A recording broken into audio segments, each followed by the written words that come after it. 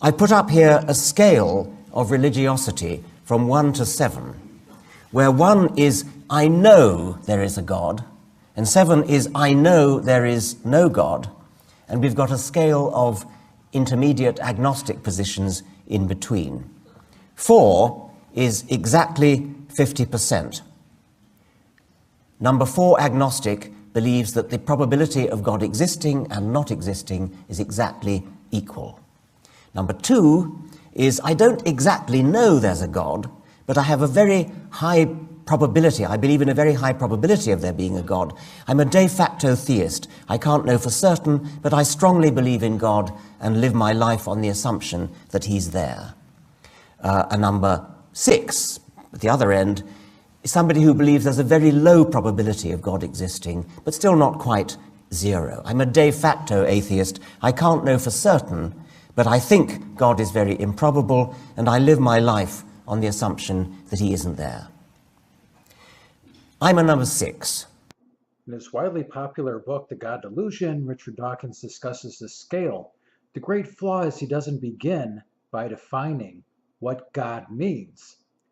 If the assumption is it's the God of the Bible, first off, why make that assumption when a broad definition is much greater in scope than any specific God of any religion?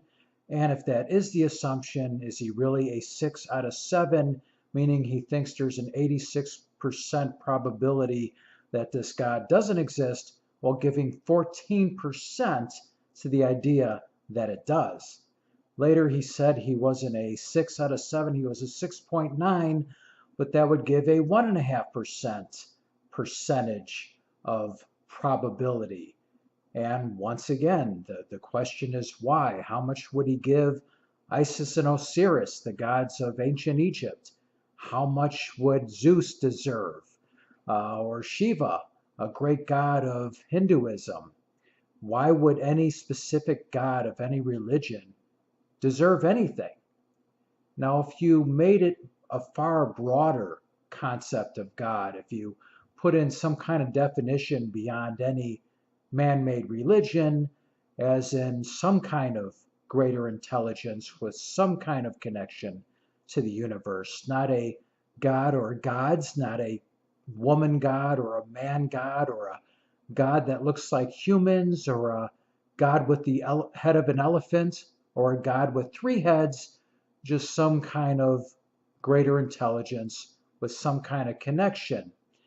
Now that would be something that might deserve some consideration and maybe some sort of guess on this probability scale.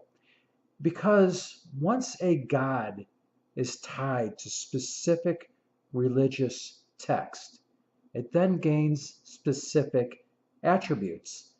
Attributes that can be examined, criticized, and debunked.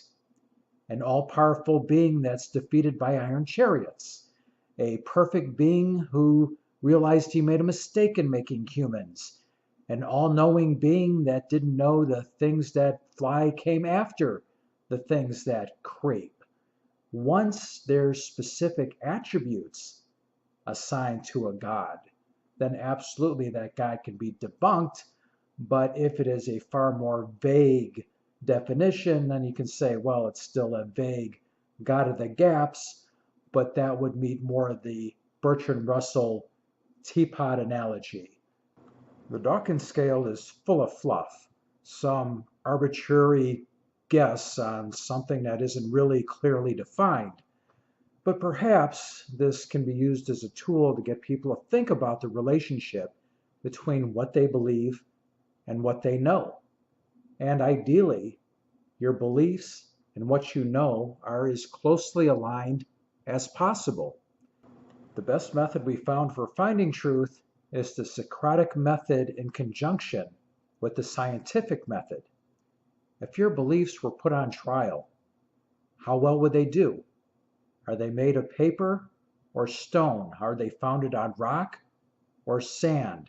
Would they be able to survive scrutiny? Would they be able to survive cross-examination? And if not, would you still hold on to them anyway? When it comes to the God of Abraham, this cornucopia of ignorance, bloodshed, and insanity. I don't see how that idea deserves anything greater than a 0 on anybody's probability scale. Does that make me just as dogmatic as the people who claim to know 100% that this God exists? May the best argument win. This is Jim Wall. Thanks for watching. Please comment on anything you agreed with or disagreed with. Until next time. Cisco, do we have to leave all our good friends now? Only until next time, Pancho. Adios, amigos.